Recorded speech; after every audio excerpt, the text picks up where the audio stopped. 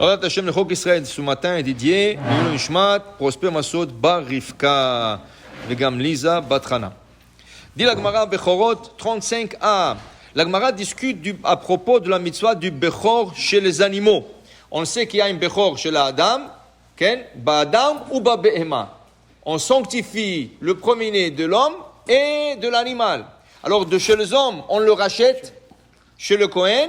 Et l'animal, on ne peut pas le racheter, alors dans ce cas, on le donne au Kohen. C'est un animal sacré. Alors par exemple, la Gemara a parlé ce matin de brebis. Une première brebis, un mouton, il est sorti en premier, tu dois le donner au Kohen. La Gemara, ce matin, on met un cas qui est arrivé. Les enfants avant, avec quoi ils jouaient? Les enfants avant n'avaient pas iPhone, ni tablette, ni Nintendo, ni tous ces jeux-là, où ils jouaient à la campagne. Et avec qui ils jouaient? Ils jouaient avec des brebis. Ils jouaient avec des brebis. Alors voilà des petits enfants qui se sont amusés. Qu'est-ce qu'ils ont fait? Ils ont pris 4 brebis, ils les ont attaché la queue, une dans l'autre. Maintenant le brebis, il commençait à paniquer, il voulait se détacher, chacune commençait à courir d'un côté. Il y a une brebis qui s'est déchiré la queue. Mais ce brebis qui s'est déchiré la queue, c'était un bechor. Alors maintenant la question, qu'est-ce qu'on fait avec? Alors la halakha est, quand un bechor, un animal qui est bechor, reçoit un défaut physique irréversible, ça veut dire que c'est pas quelque chose qui va se remettre par exemple, c'est pas une coupure, ça va se refermer, mais c'est quelque chose qui est irréversible. Dans ce cas, la halakha est que tu rachètes la brebis et tu peux la manger. Et l'argent, tu donnes au Beth Amikdash. La question qu'il y avait la Gemara ce matin, mais ici, c'est les enfants qui ont attaché la queue de brebis. Alors n'importe qui, il va prendre sa brebis, il va lui faire un défaut physique pour la racheter. Alors dit la Gemara, comme les enfants étaient en train de jouer, eux, ils n'avaient pas l'intention de faire un défaut physique chez l'animal. Eux, ils étaient en train de jouer. Dans ce cas, dit la Gemara, c'est permis de consommer cette brebis et donner son argent pour le Beth Amikdash. Maintenant, la Gemara raconte une autre histoire. Il y avait un Shaya Bechor Rotfo. Il y avait un Bechor, une chèvre Bechor. Elle courait après une personne. Et la chèvre, encore, ça fait mal un peu. Hein? Alors lui, il commençait à courir. Dit la Gemara, il a donné un coup de pied à la chèvre. Et il lui a fait un défaut physique. Dit la Gemara, va sabomum, arrête de shochet alav. Il a le droit de manger cette chèvre. C'est sûr, il doit racheter et donner. Pourquoi? Il n'avait pas l'intention de lui faire un défaut. Lui, son intention, c'était de repousser la chèvre, qu'elle arrête de courir après lui. Mais la Gemara dit, Amarav Papa, Lo shanu ela shebe'ato bishat redifa. Ça, s'il a donné le coup de pied quand la chèvre courait après lui. Mais si la chèvre a arrêté de courir après lui, et lui, il a fait quelque chose, après 10 minutes, il est revenu, il a vu la chèvre, il lui a donné un coup de pied, il lui a fait un défaut. Qu'est-ce qu'on dit?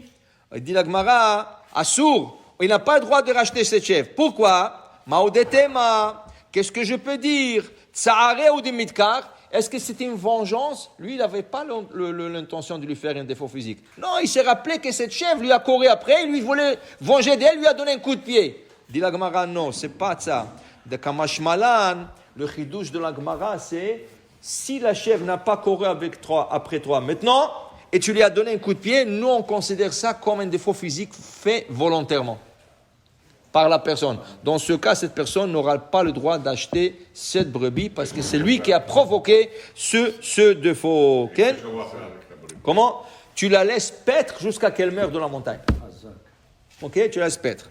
Maintenant, à moins que tu veuilles l'offrir comme ça au Kohen, sans sacrifice, sans faire un sacrifice, tu l'offres à un Kohen, quelque chose comme ça, mais tu la laisses. Alors, qu'est-ce qu'on voit de là?